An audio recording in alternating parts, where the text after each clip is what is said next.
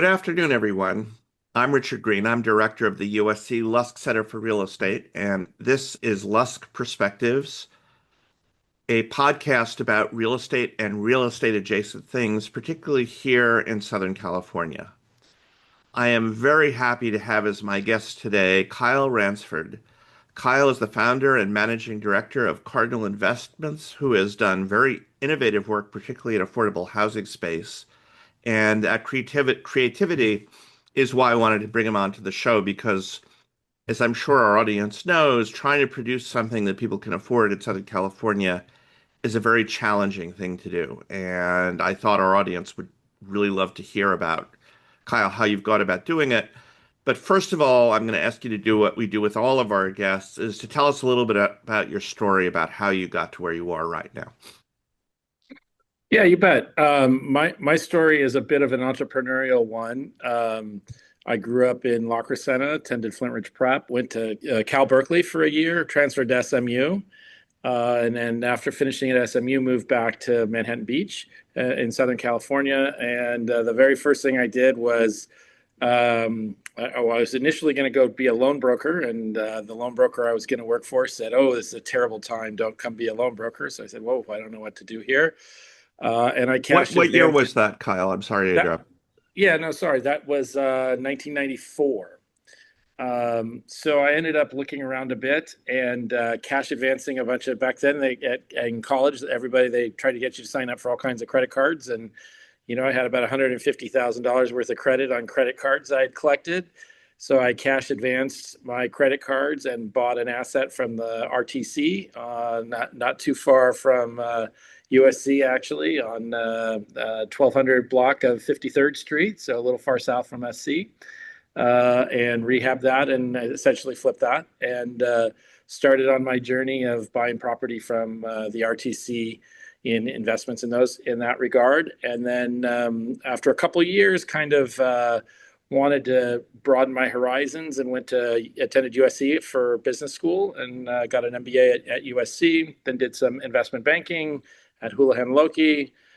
Formed an internet incubator in Korea along the way with Microsoft as a partner, and then came back to real estate in early 2006. And started buying primarily low-income multifamily in Los Angeles. Along the way, we did all kinds of other interesting things, like some islands in Fiji, and built some buildings in New York City for a time period. And then decided, well, we could be a better lender, so we formed Bank of Manhattan, or I formed Bank of Manhattan, and was the founder and executive director there. And then sold that and did some more real estate here in Southern California. Founded a food company for a while called Shaft. And then about 2014 to 2018, and since 2018, I've been strictly focused on real estate here in Southern California. We maintain a commercial portfolio in the South Bay and about 100 buildings totaling about 800 units, primarily in the B and C space in Southern California multifamily. So that's a lot that you have summarized in an admirably short period of time. I want to go back because I think many people in our audience, given that the median age in the United States is 37, I am quite sure that most of the people in our audience will not know what you meant when you talked about the RTC. And that experience may be relevant in the current environment. So talk to us a little bit about what the RTC was and where you saw the opportunity there, et cetera. Yeah, no, it's amazing how technology changes the world in a generation. But the RTC was the formation of a financial crisis. Primarily, we had savings and loans, and we had banks that had slightly different regulatory issues. And there were the savings and loans were allowed to be very aggressive, primarily real estate lenders. And so you had a number of them that, as the economy changed, met an unfortunate demise, and the government took over all these assets from these failed savings and loans, they were called, but think of them as banks. And then the government was selling off those assets through, brokers and people that they had hired and put together. But the time in 1994, technology was dramatically different, and the ability to get the information of what was for sale and what was there was entirely different. So when I graduated in 1994, I in buying that first asset, I bought a computer for $2,000, a gateway computer for $2,000, which was a big number back then, that had a dial-up modem at 2,400 bits per second, and you could dial into some databases and get real time what was for sale that day, which today sounds like everything would be. But back then, the other choice was to wait 2 weeks for a large paper book to come out that was the size of a phone book, another thing that's long gone now. And so, we played in those markets that way. I always find that as an interesting anecdote. But your main question is, that was, government taking over for banks, selling out troubled real estate. So I do have to note, Kyle, I was curious myself, so I looked up a week ago whether phone books still exist. And as a matter of fact, much to my surprise, they do. So they're much smaller than they used to be, et cetera, but they do still exist. I don't know why, but there they are. You're also reminding me when we have new student workers, I always ask them, "You know why it was called dialing?" And they have no idea. Uh, but I want to come back to because it clearly launched your career. So you go out, you take your credit cards, you max out, and you buy this asset from the RTC. Tell us a little, how did you identify that particular asset? And you told us where it was, but tell us a little more about the nature of that asset, because I think it's going to reveal something about stuff you do later in life. Yeah, no, for sure. Again, I gave you a little bit of an insight into how you could find stuff that was for sale a little bit before, and find a deal. And in this time period, they were sort of mass sellers, so there was some dislocations in the market, and you could find some stuff. So I paid $70,000 for what was a boarded up 3-bedroom, 2-bath Craftsman house with a 2-bedroom, 1-bath house in the back.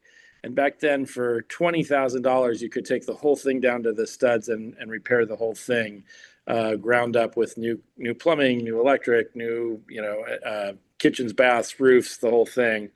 And then there's programs through Fannie Mae where you could sell that to a qualified person for about 3% down. So, and then you could help them with their closing costs. So the game was to buy it for 70,000, invest 20,000, be into it for 90, sell it for 129 to 139 FHA, and which cost you about $10,000 to sell it that way, and you made about $20,000 in profit. So, and then you pay back your credit cards. Then you hope to pay back your credit cards and do it all over again. And then you do it all over again. So you did, you netted out, if I'm doing my math properly, about 40,000 of equity when you were done with that deal. So did you put that equity into another real property, or did you do something else with it? Yeah, I've kind of applying the wire in, wire out piece of every time I've ever made any money in real estate, it's usually spent buying the next piece of real estate prior to it showing up in the checking account. So yeah, what we did, so I did that, and then ultimately, did about 10 of those assets, did about 5 of those a year for those couple of periods. And it was all for sale stuff. You weren't That holding was stuff. generally for sale. I look back and I sort of didn't have the network or understand right away the looking at stuff and leasing them and holding it for a longer period of time. But about 18 months into that, I started to say, oh, wait a second, I can buy fourplexes and I can buy something a little bit larger. And can we live off the rents? My challenge at the beginning, though, is, of course, I didn't have any equity. So Yeah. I needed to sell it to pay off the credit card. I didn't, it's like, well, it makes 20% a year. It's like, well, that doesn't do me any good because I don't have the money to do that. And I didn't have sort of the rich uncle or understand how to raise money from other individuals at that point in my career. But, so eventually we transitioned more to buy, rehab, and hold, as we've done with the portfolio, since about a couple years after we started. So what was the first time you went out and got outside money to help you do a deal?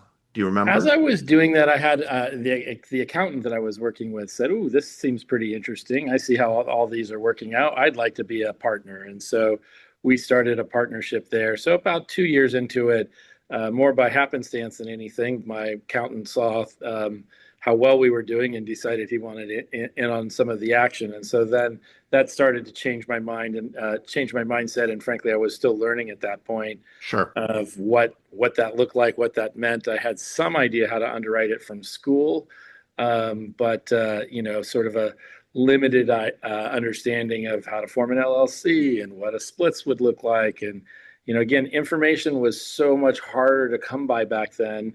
Today, you go online and you say, how do you buy a piece of real estate into AI, and it splits out all these forms and everything and the information and what you can learn.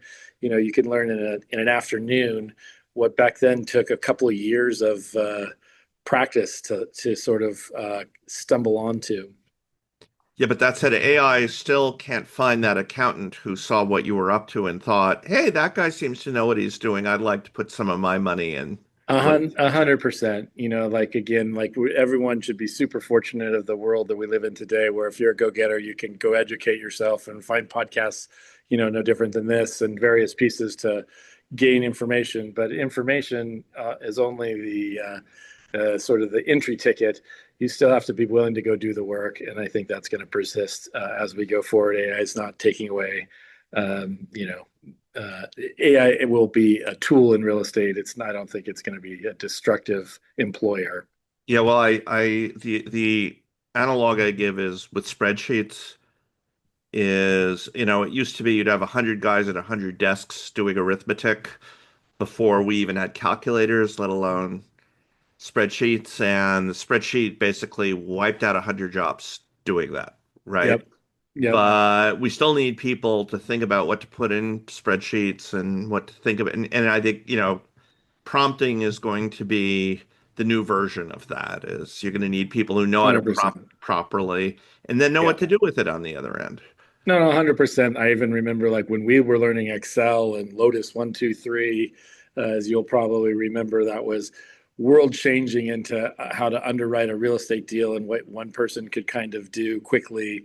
But we were like coming up with formulas in our head to do pivot tables and all these sort of strange formulas you had to memorize. So now we've just made that an easier way to build a spreadsheet. People will still build spreadsheets. It'll just be built differently and easier, etc. So I think it's I don't fear it as much as I think it's very exciting for the next generation to have their own set of tools. So let's now, so that's the mid 90s. So let's fast forward now 30 years to roughly today. So tell us about and if you would for now, let's focus on your multifamily portfolio or Yeah, your for rent. yeah. Tell us what that looks like right now. And then I'd like to talk about it a little bit. Yeah, no, for sure. So we have a collection of buildings that ranges from 2 units to 30 units or so, 2 units to 40 units. I think we have 140 now, but and have about 80 different locations around Southern California. We've basically chased good deals, so we don't own all the stuff on one street or all in one city and so forth. We've got a collection of buildings around the city. Generally, we've tried to buy in areas that we thought were improving. So we own some very nice buildings in Silver Lake that we bought 25 years ago that when Silver Lake was not considered, it was not nearly what it is today. Highland Park, we have some stuff. We have a fair amount in South LA. We like to try to buy around the fringes of USC. We're not in the student housing business, but being close to USC and other sources like that are always good pieces for investments. And of those 800 units, approximately 400 of them would be Section 8 and low income housing on the subsidy side, and then probably another 200 of those units are low income on the market rate, low income world. And then, as I said, we have a couple of buildings that have been fortunate to be in areas that have improved over time that you wouldn't maybe consider. Silver Lake being an example, I wouldn't necessarily call a low income market at this point. But so generally speaking, we're been buying, rehabbing, and holding apartment buildings throughout LA. So let's divide that up. So let's divide those three categories of the lower income stuff and talk about what it's like to own and manage them. And so let's start with the Section 8. stuff. So first, could you tell us roughly, I'm not looking for addresses, but Totally. what neighborhoods is it in? And it occurs to me, I've never talked to anybody directly about this. What was the process of getting certified to do Section 8? Is it worth going through that certification process? What are the pluses and minuses of doing it, other than the fact that, of course, you're allowing people to live in a house and paying no more than 30% of their income for the house? Yeah, no, that so there's a number of nuances there. So the tenants end up getting certified. So the majority of the Section 8 program now is what we'd call a voucher program, where the tenant is certified. They are allowed to take that voucher to any location that they can find. By law, you're supposed to accept Section 8 vouchers and treat that tenant as you would any other. And then the Section 8 housing department, every city has its own housing department. So City of LA Housing Department of Section 8 sets maximums and formulas by which what they'll pay rent on. It used to be just one price for one bedrooms was this price all throughout the city.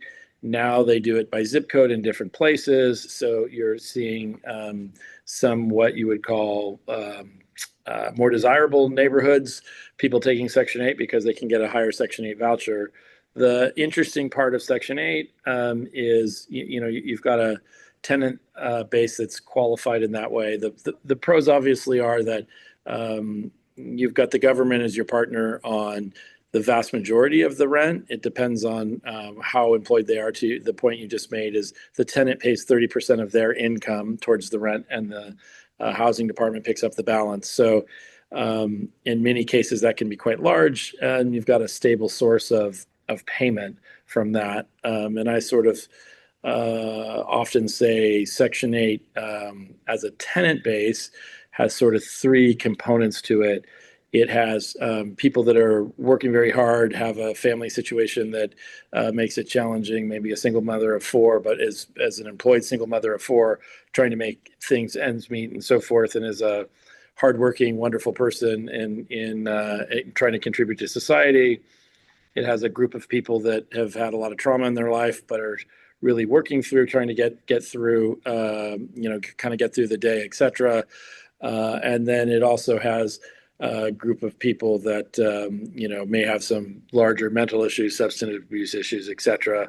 That can have other challenges for you as a tenant. But and then from Section 8 and what's going on currently in LA, certainly in the past 4 or 5 years, you've got many different flavors of programs that are providing subsidies. So generally speaking, if you're in the rental subsidy business, you're looking at both Section 8, emergency housing.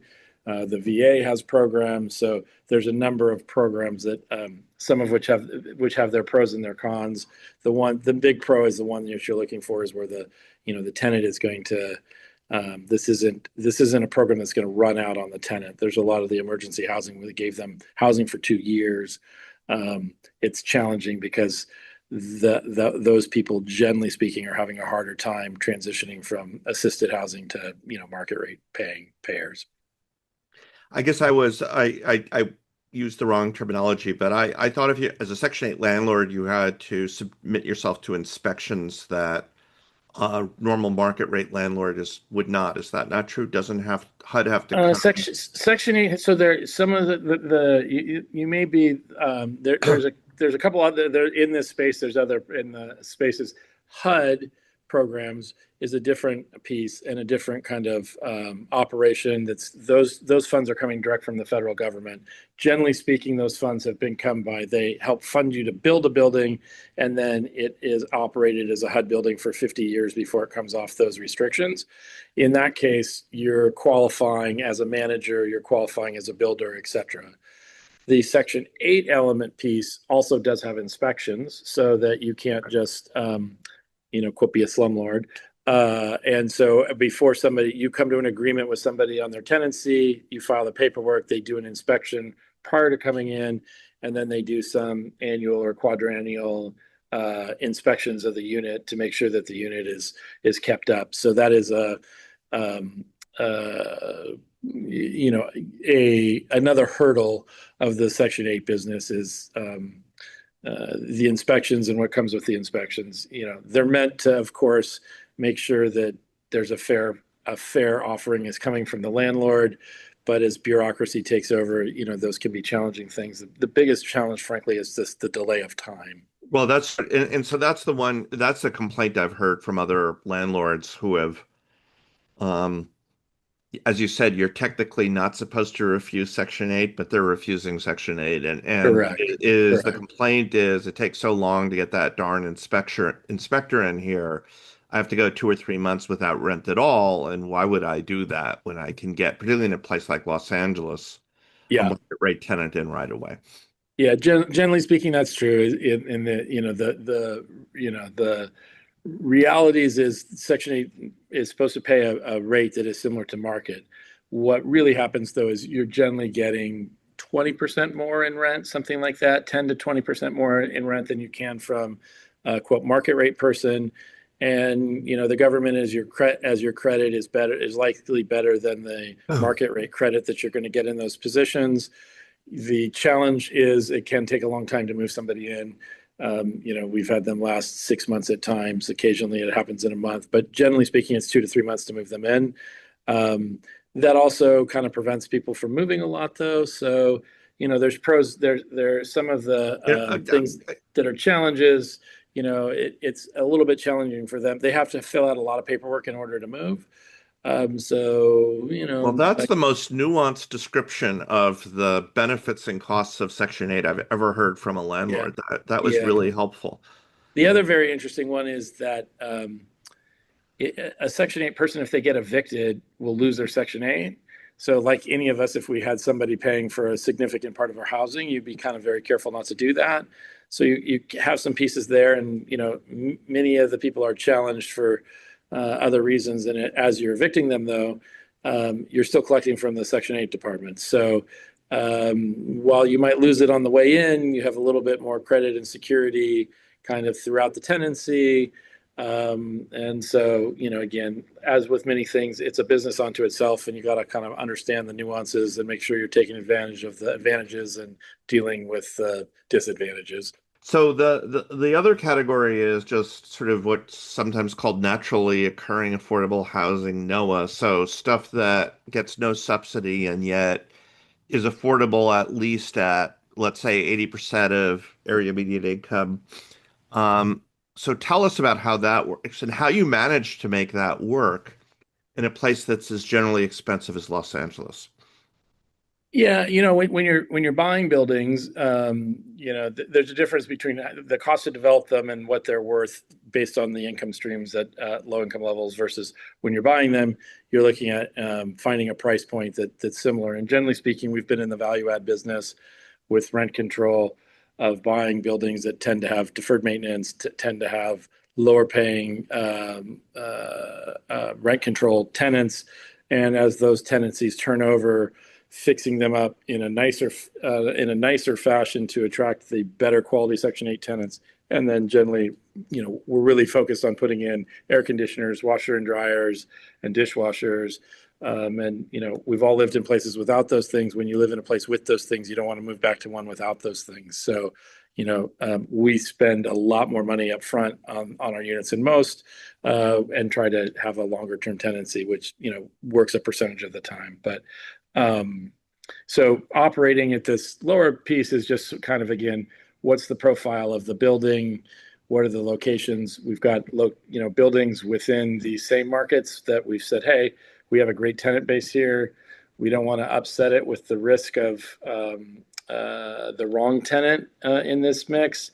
And so we'll try to operate those tightly. I'm not sure, you might have had a follow-up question that was more detailed, but Yeah, I guess what I'm getting at is, but you are talking about stuff that you acquire, improve, and then rent out to Section 8. I think I just heard you say. I mean, you have stuff that, let me put it this way, is there stuff in your portfolio that has no subsidy at all, and yet the rent is less than $1,800 a month?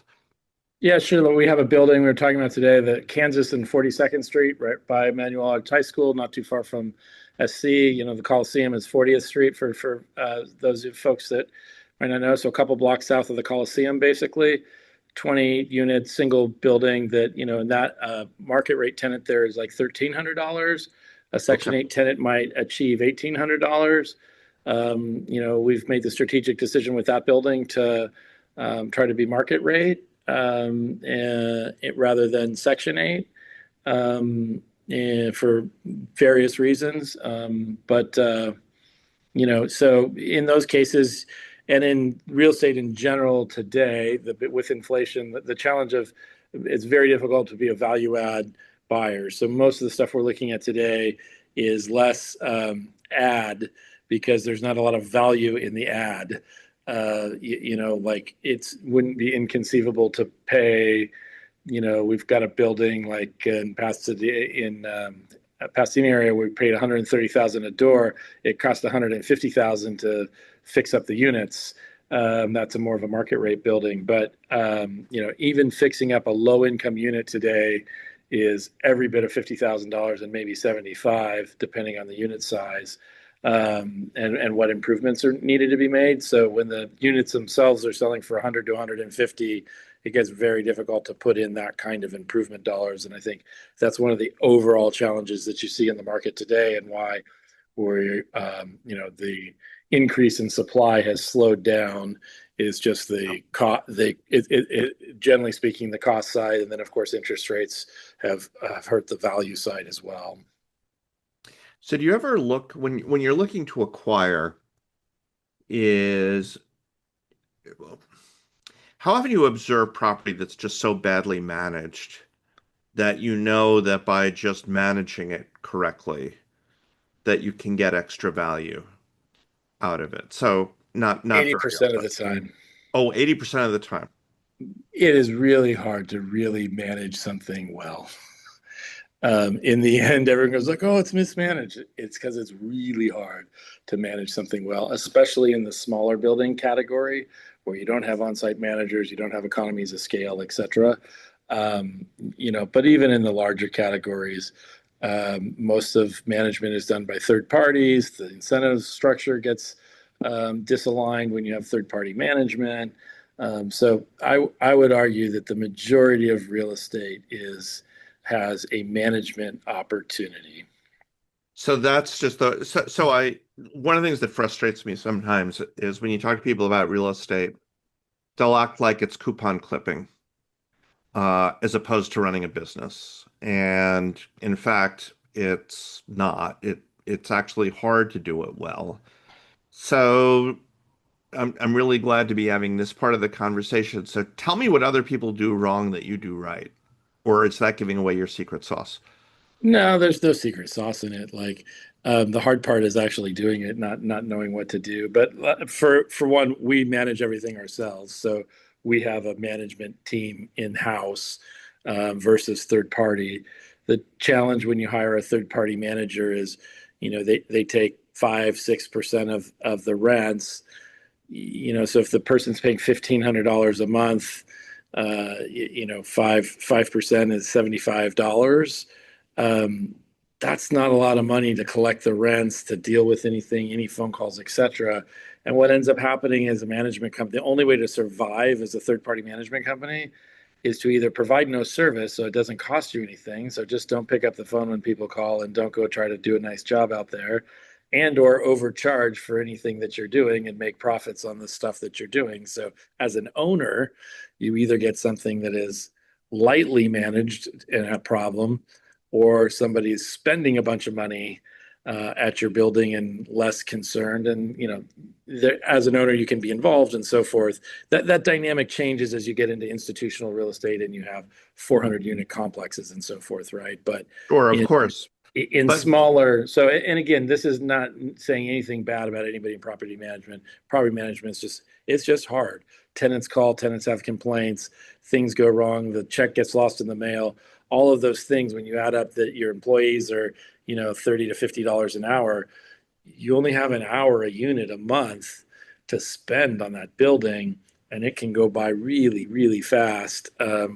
Just driving out to the property takes 2 hours, an hour each way in LA, right? So um, you have to just be, diligent and organized and on top of it. And when the owner's involved, there's a little bit, in our case, we would say when the owner's involved, your incentives are a little bit more maintained. But even, people I look at our own stuff. I go, yeah, no, we don't do a perfect job of managing it. We're certainly trying hard, but managing is hard.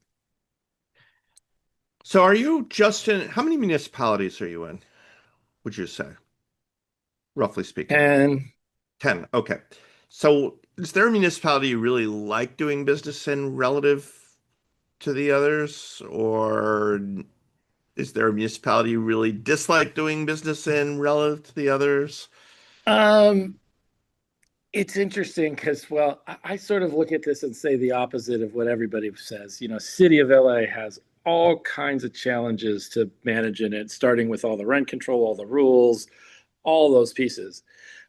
So you have tons of people selling all their LA stuff, running from LA, very concerned about the politics in LA that's going forward, the election that's upcoming, and all these things. All those challenges for me create the opportunities of, if you're willing to work hard and know how the system works and know how to use the Rubik's Cube correctly, that's where the opportunities are to make some money. So I don't know that it's interesting that you asked that question. There's definitely some municipalities that are a little bit more business-like than others. The biggest challenge in our space probably is um, police and security. In certain cases, certainly in the low income, we've got some real challenges right now. We've got squatters. If you get a squatter, really hard to get rid of a squatter, which is unfortunate for, our society. Um, but then someone goes like, oh, well, the South Bay, is that great? And I said, well, the biggest lawsuits we've had from tenants have been in properties in Manhattan Beach. So just because it's a nicer area and location doesn't mean owning real estate doesn't come with a different set of challenges, than in a low income environment. I think you just have to know kind of what the pros and cons are, and can you manage to those. I was thinking about how when Gino Canore, who now runs Related California, uh, tells a story about when there was the eviction moratorium. His problems was not with their affordable housing. It was with their rich guys. 100%. Just because you're leasing to somebody that has the money to pay, they may still lack the interest in paying and may have more tools or pretend or know how to work the system in a different way in order to not pay. And so we've experienced that over time as well. Again, half of it is the real hard part is like picking the right tenant. We were just having a conversation today about credit scores in low income, and of course in low income, there's people with challenged credit histories, lack of credit scores. And I kind of make the argument that what we really are looking for is good people. And the credit score doesn't necessarily say what a good person is. And you've got to kind of look at, is this debt from somebody who got sick and went to the hospital? Yep. Or is this like, because they didn't pay 3 landlords and 7 credit cards? Is this a person that, kind of runs from debts, or is this a person that we think, does stuff? But, that's again a challenge of our business of like, people want to act like credit score is this amazing Well, way to select it's a tenant. And my history would suggest not. well, I mean, even FICO basically acknowledges that because the score they used for years was called FICO 5, which was the fifth generation score. And FICO 5 made no distinction between whether you had a medical bankruptcy or another kind of bankruptcy. Right. And then FICO did the work and they found out, your creditworthiness in terms of predicting your likelihood of repayment is fundamentally different if it was a medical reason why you went bankrupt or had some other ding on your credit history relative to, you took out a car loan, crashed the car, and didn't pay the car loan back. And Yeah. so FICO 9, 4 generations later, reflects that difference, but people were still not using it. So part of it is, adapting to the information. I think you just made a really important point. The other thing one of the things I learned from the great financial crisis is how much people want to stay in their homes, because one of the things we all thought, people who think about mortgages the way I think about them, that equity was everything.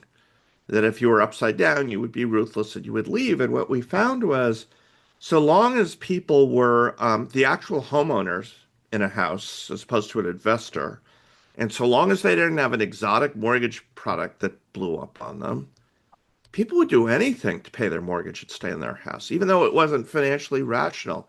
And I think it's similarly, if you have a good situation as a lower income tenant, you don't want to give that up. You don't want to risk that. And so you're going to be reliable at paying your rent, uh, Yeah. contrary to what stereotypes might suggest. So all that said, like if you could change anything about policy with respect to renting in Los Angeles, is there, what lever would you pull to make Well, things better? you just touched on a point that sort of I believe that there's a holistic way to end up with a better rental stock for the population and but providing some security for rental as well. The short answer is you need more housing in order for housing to become cheaper. That's the supply and demand piece. It's the first day of economics class, and you can't rule that out. So then the next question is, how do you have more housing? And how do you give some people some protection? So I'm not.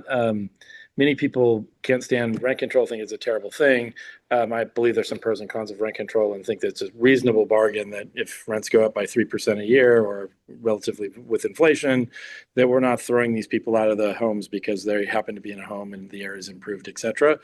There's arguments to those pieces, but creating more home ownership is where I believe the real opportunity is, and what also creates for a better community and society. Back to the point you made about when somebody feels like they own their home, they'll do anything to stay in it, and they'll do anything to make sure that it's cleaned up and their neighborhood is nice.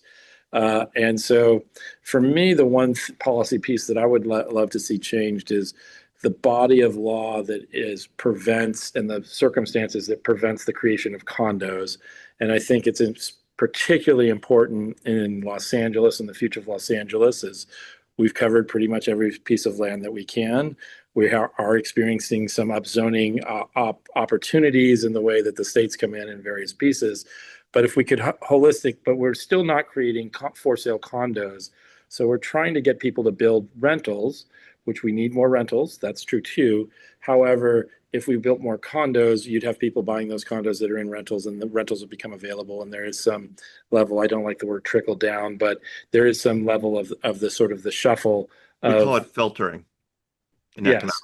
Yeah. yeah, yeah, that goes on. And if you back to your original point of like people will stay, if it's their house, they'll do want to stay in it, which is no different now than most of the time you pay a little bit more to own the house because you own it forever and your rents aren't going to go up and you're going to receive a bunch of benefits at the back end than you do to rent it. So there's a bunch of projects that have been designed that if you could build for sale condos there, they would then pencil because the for sale condo unit is likely worth 300 to 400,000. If we take like a 2 bedroom condo that we would typically rent for $2,000, those are available in the $200,000 to $300,000 as a rental, and people would rationally pay, $400,000 to $500,000 for ownership, and that would translate into a payment of roughly $2,500 a month. So you'd pay roughly 20% more to have the opportunity to own. But then the difference in the value there, you can afford to build that. So, if it's only worth 300,000 as a rental and it costs 400,000 to build it, I can't build it. If it's worth 500,000 and for sale, people will build for $400,000 with the opportunity to sell them for five. So we would grow the potential market to add units. We would grow the potential opportunity for ownership. Because I also in the low income space, you know, obviously these folks, are challenged to pay the rent today. Their rent goes up every year. When you take out a 30-year mortgage, your rent stays the same as inflation happens. And at the later end, we've all sort of seen our parents and so forth. If you hold those mortgages over time, the initial larger payment all of a sudden becomes a much cheaper, much more affordable payment. And, people build their lives and send their kids to school and stuff off of that. So, again, I'm personally very in favor of more home ownership. If you look at the landscape of Southern California, especially, condos should play a larger role in that. But the various laws on the entitlement side, but more so on the insurance side, and the builder's risk side are what prevent that from happening today. That I think you could have some policy changes that could address those issues. So tell us, just give us a little more detail about what you mean about those impediments. Yeah. So The insurance, yeah. yeah, the largest impediment is if I, again, we look at, two pieces of dirt side by side. Let's call it right at USC, since we're on the Lusk podcast. You know, if we build one as apartments, we build it, that's great. We own it or we sell it, or away we go. Again, we might be spending $400,000 today. It's only worth 300, so therefore we're not building it today. But if I build that as condos, I have 10 years worth of liability on what's called builder's remedy, builder's Yep. defect, which again is a body of law with the right intention that if somebody builds this thing really terrible and does a terrible job, they should be responsible. But what happens in order for me to get a loan, I need an insurance policy against that. And the way the legal system works today is, on the ninth year in the 355th day, you can be rest assured that you're going to get a lawsuit from an attorney, seeking some kind of damages for likely deferred maintenance pieces. There are ways that we could do things where the city has a improved inspection policy part when you build it, because you do get all these things inspected and so forth, and therefore it should be done right. We could spend more money up front on the inspection of it up front. As well, in other states, you see people require reports so that the building's inspected each year to make sure that the homeowners are therefore dealing with the deferred maintenance, and it isn't a deferred maintenance issue. But reducing that insurance cost and reducing that risk, again, the folks that have capital and have assets generally don't want to put themselves in the crosshairs of that kind of risk that lasts for 10 years as a personal piece. And even as a matter of fact, you can insure some of that away, but it becomes very expensive because we, allow for significant frivolous lawsuits. This is no different than, the disabled piece, where there's significant frivolous lawsuits for, ADA violations that could and should be changed. So Kyle, let's wrap up by just giving the folks out there a little bit of advice. If you were starting out as an entrepreneur today, imagine you're back in 1993, 1994. What advice would you give to your younger self that could be helpful to young people today trying to start out? So the biggest advice I give to young people starting out today is if you look at the history of real estate and direct ownership of real estate, it is an asset class that outperforms all others. And the ability for you to go buy a multi-unit, 2, 3, or 4 unit property with significant financing and low down payments exists today. Go look to buy a 2 to 4 unit building, live in 1 unit, collect the rents from the other 3. There are incredible tax savings built into the system, both at purchase and then ongoing as you do that. And it is an incredible way to quickly get ahead in life in those first 3 to 5 years, of your career. Well, Kyle Ransford, thank you very much for a nice tour of how to think about providing housing here in LA, and for your thoughts about some of the changes we might make as policy changes in order to improve the supply of housing, the availability of owner housing. It's been a very enlightening afternoon. Thank you. Thank you for having me. It's been a pleasure.